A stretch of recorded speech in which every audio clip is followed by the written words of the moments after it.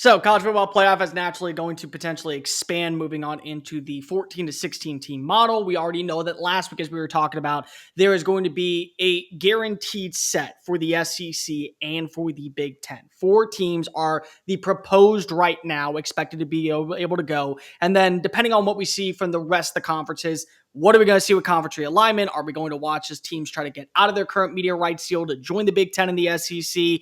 They could expand to where it's now saying two teams from the SEC, two teams from the Big Ten, two teams from the ACC. In the new model that is built around the SEC and the Big Ten, I truly believe that currently the SEC is in a good spot to not only win more national titles, but have more representation. And I understand, Tom, you can come with me when it comes to the Big Ten and that they've been winning national titles and we have no room to talk. But let me just make something abundantly clear. The way that you look at the scheduling, if they are to move to a ninth game, what I think you're also going to see is a very big opportunity for the SEC to gain a little bit more ground. Because if we are going simply based off of what is now scheduling, ranked games have to matter. You know what you're going to see every single weekend in the SEC that you may not see in the Big Ten? Multiple ranked games, multiple top 10 matchups. You'll see Michigan take on Ohio State and Penn State take on Oregon, but you'll also see 16 South Carolina take on 21 Missouri. You'll see 25th ranked Vanderbilt, which, yes, surprisingly, that's going to be a thing now, taking on number 7 Texas A&M. You'll see number 8 Texas taking on number 21 Arkansas eventually. And so I think that when you do have that play a role, and we are going to see the expansion of the college football playoff go to 14 teams, there's going to be, I think, more of a clarification that the SEC is gaining that 5th squad. Eventually, I think that you will see 6 teams from one conference be represented. Maybe it's the Big Ten one year, maybe it's the SEC another year, but I do believe that because of the way that if we are going to see the SEC get that 9th game schedule, and I'm not the one saying this, Bill Connolly from ESPN, who comes out and craps on the SEC, even brought up their scheduling is completely different than what you have in the Big Ten, the Big 12, the ACC. They're going to get that extra seed. In fact, for my money, in the new era of the college football playoff, I still believe you will see the SEC be the most represented in 2026 and beyond. I think there's a very strong possibility of that. I think every year we're going to see some fluctuation. Like, as you mentioned, the last 2 years, the Big Ten has won the national championship. This past year, everybody was arguing that the SEC's reign of terror was finally over. And it's like, no, like for this season, the Big Ten won. I think that's fair to say. Sure. I think it's going to continue to fluctuate. The thing that I look at with the expansion of the college football playoff, and as you mentioned, those automatic qualifiers, et cetera, the pressure is on the center and the bottom of the Big Ten especially. Now, I say that because you look at the SEC, and I'll use the term sex appeal. When you look at a lot of the teams in the SEC, they have that sex appeal from the lay fan that just wants to see a great game. They know, man, we're going to see some real talented players from Auburn. We know we're going to see a great game out of South Carolina as of recently. They've built up themselves and made themselves into more of a brand. When you look at the Big Ten, that's kind of been the problem for the conference for a long time, is that outside of Ohio State and Michigan, everybody's like, well, it's kind of boring. And it's like leather helmet football. People run the ball and they play good defense. And nobody really wants to watch that. And for a while, the SEC was scoring a lot of points and basically turned into the Big 12 for a while. No defense, a lot of scoring, that sort of thing. Things have balanced out now with NIL and the transfer portal. It's the parity. It's the separation of talent all throughout the sport. I think you're going to see the pressure put on Big Ten teams to actually make themselves marketable. Now, Brett Bielema is somebody I think a lot of, and I think Illinois was right there on the edge of potentially being in the college football playoff this past year.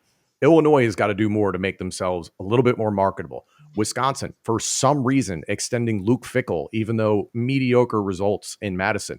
You've got to make yourself more marketable. And then on down, Nebraska has done the work to make themselves remind everybody that Nebraska was a powerhouse at one point in time. You got these new look teams from the Pac-12, obviously. Oregon being in there definitely has sex appeal. Washington, UCLA, and USC. You know those names. They're going to have to work hard as well. USC's kind of fallen behind. They're definitely a blue blood program. So I'm looking at the Big Ten and all this, and that, yes, you're going to see some years where I believe, yes, 5 SEC teams could make it, and then another year where 5 Big Ten teams could make it. But there is so much pressure now on the middle and the bottom half of the Big Ten to get their act together as a marketable product, because unfortunately, that is a huge part of the game right now. Talent acquisition is king, and everybody seems to be doing a better job of that. But the middle and the bottom of the Big Ten have got to step up in terms of make me want to watch a Minnesota football game. Why should I care about Rutgers versus Northwestern? Because honestly, it's tough. I'm going to watch it because I'm a junkie, but the SEC has less of that problem. They have a really nice nucleus of teams that I'd say arguably 75% of the SEC is recognizable and somebody you would genuinely turn on the TV and watch. So that's what I think is the future of the college football playoff, is more pressure on the Big Ten, but that representation is going to fluctuate year to year. Back on the college football playoff just a little bit, and then we'll move on this. We had a nice little inserted segment into our main segment on the playoff. I think that, so the point I wanted to make, what Cole was first talking about, I don't know. I think the only way the SEC and the Big Ten realistically get more than 4 teams most year is if they go to 16. Like at 14, they're not getting any more than 4-4 unless Notre Dame has a down year. There's just no space for it, because your automatic qualifiers are going to be 13 of the 14 teams, 4-4, 2-2, and 1 for the group of 5. And then if Notre Dame's in the top 14, they're built in. So I think the only way that there's the competition where you get 5 or 6 in is, again, either Notre Dame has a down year, which it didn't seem like they'll have too many down years based on both Freeman and the way that they dictate their schedule.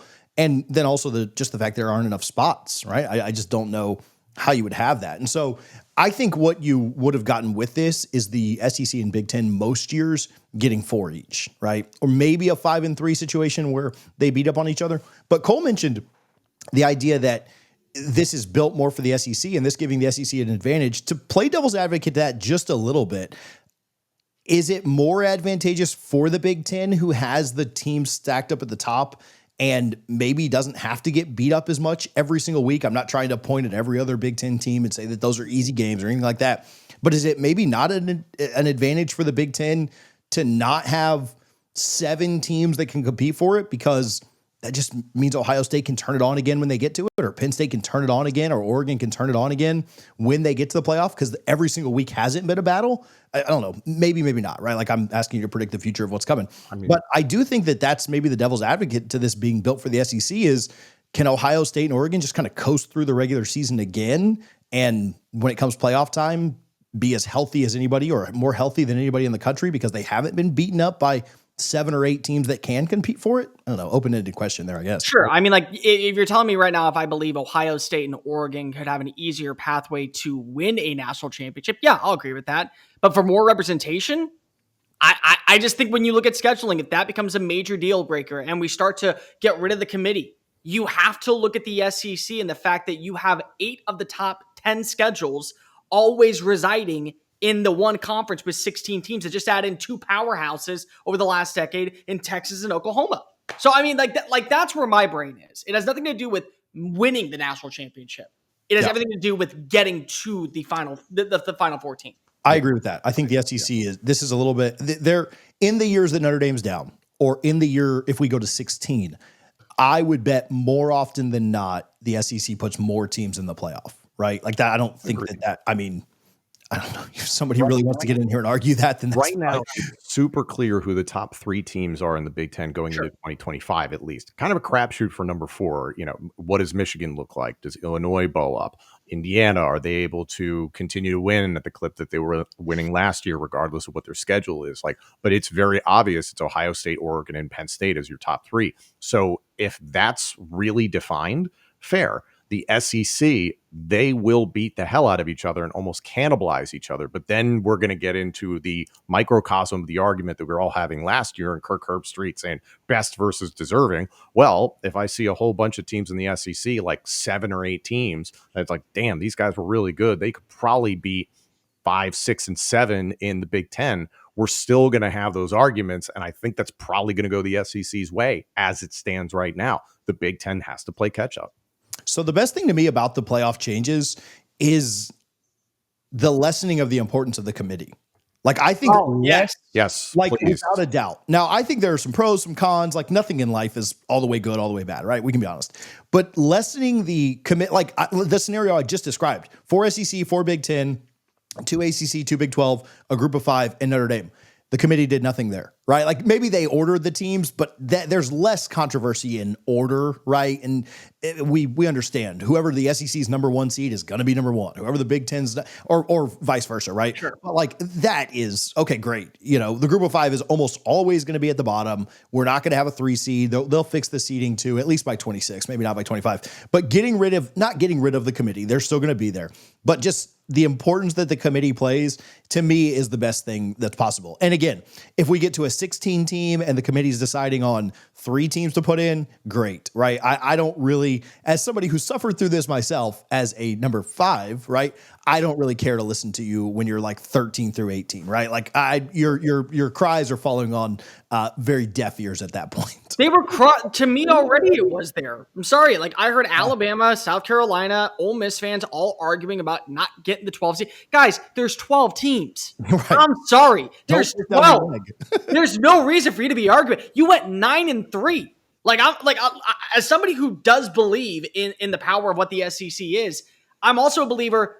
Double-digit wins should be a necessity to be in the college football playoff conversation. So, like, I had no issue of SMU getting on in. I had an issue with how SMU played, but still, we've seen blowouts in the college football playoff before.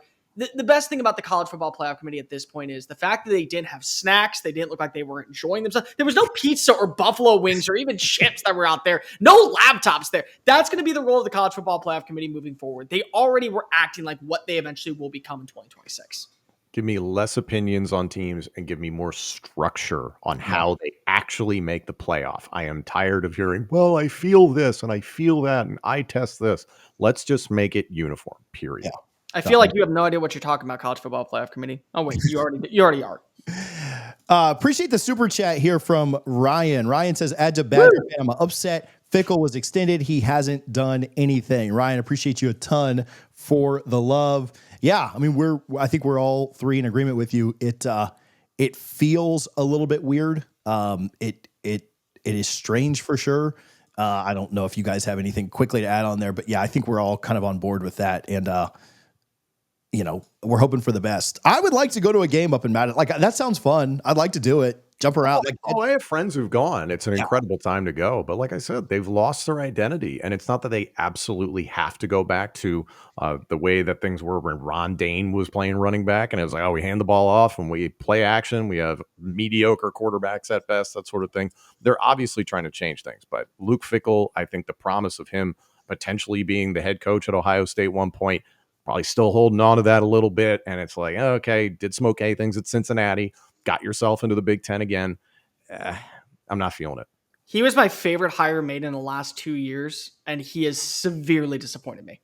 And also, as we well know, Wisconsin is one of the more tight-fisted athletic departments across the board. They do not want to spend a lot of money on sports, so you get what you pay for. Thank you for watching this episode of The Power 2. This was part of a live show that you can get right now by clicking the link on the screen. We appreciate you guys for tuning in. Make sure you're subscribed to College Football Addiction so you don't miss any of The Power 2.